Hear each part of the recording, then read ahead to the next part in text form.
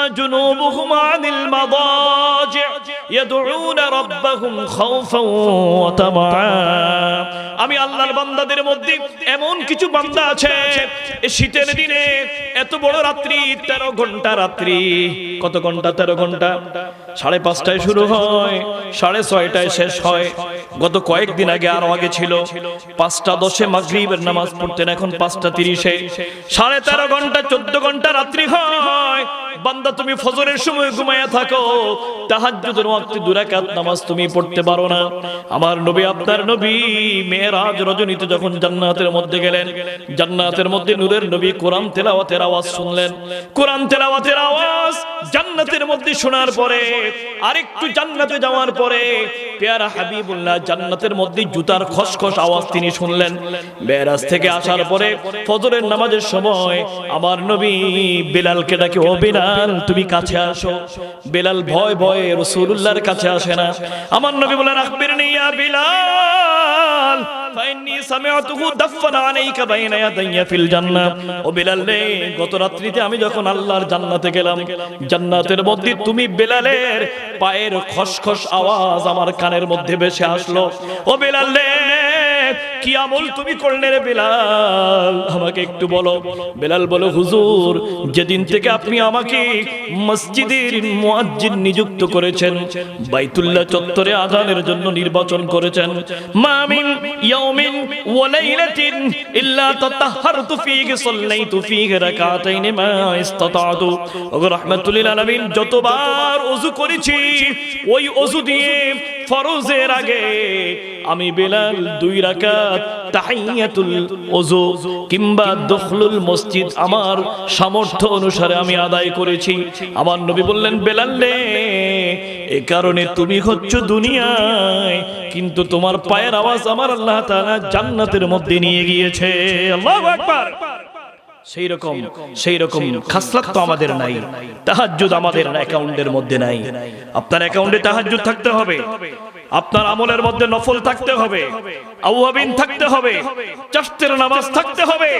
তরিকতের সবক রাসূল পাকের সালাওয়াত ও সালাম যত বেশি থাকবে কিয়ামতের ময়দানে আমার নবী আপনার নবী অতি সহজেই আপনার আমার জন্য সুপারিশের ব্যবস্থা করে দিবেন সুবহানাল্লাহ এই বিশ্বাস কি আপনাদের হয় কার কার হয় হাত তুলে দেখাই নারে তাকবীর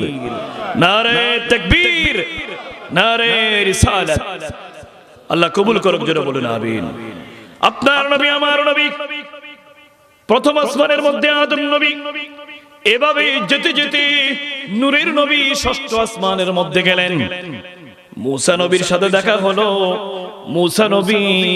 হাউমাউ করে কাঁদতে শুরু করলেন আমার নবী আপনার নবী জিবরিলকে বললেন জিবরিল আমার নবী আল্লাহর প্রিয় ব্যক্তিত্ব মুসা কালিমুল্লাহ কেন কান্দে কিতাবের মধ্যে এসেছে মুসা নবী চোখের পানি ছেড়ে বলে আমি মনে করলাম ইন্না হাদাল গুলামা ইয়াতি বাদি ওয়া সায়াদখুলু উম্মতিহি মিন আকসারু মিন উম্মতি ইয়াউমাল কিয়ামা কিয়ামতের ময়দানে আমার পরে যেই নবী 570 খ্রিস্টাব্দের মধ্যে জমিনের মধ্যে আগমন করলো তিনি আসলেন আমার শত শত বছর পরে কিন্তু কিয়ামতের ময়দানে এই আখিরি জামানার নবীর উম্মত সবার থেকে বেশি হবে এজন্য আল্লাহর নবী মুসা চোখের পানি ছেড়ে কাঁদতেছে সুবহানাল্লাহ কিয়ামতের ময়দানে আমরাই বেশি হব আমরা যারা এই নবীর উম্মত হয়েছি আমাদের ফজিলত থাকবে কারণ এই নবীর উম্মতের মধ্যে এমন কিছু ব্যক্তি আছে ইমাম জালালউদ্দিন সুয়ুতী শ্রেষ্ঠতম কিতাব মিশরের যিনি একজন শায়েখ ছিলেন আজও মিশরের আল আজহার বিশ্ববিদ্যালয়ের পাশে যার মাজারাত রয়েছে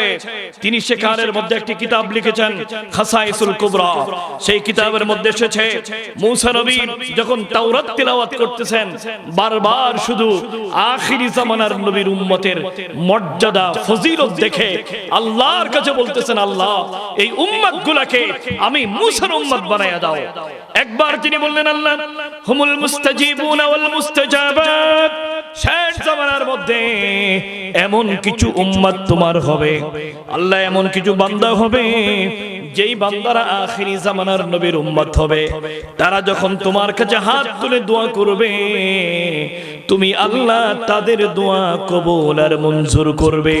আল্লাহ রে, এই উম্মত গুলাকে আমি মুসা নবীর উম্মত বানিয়ে দাও। আল্লাহ তাআলা ডেকে বললেন, মুসা রে, এরা তোমার উম্মত নয়, তিলকা হাউলাই উম্মতি মুহাম্মদ, এরা হচ্ছে আমার আখিরি জামানার নবী মুহাম্মাদের উম্মত। সুবহানাল্লাহ।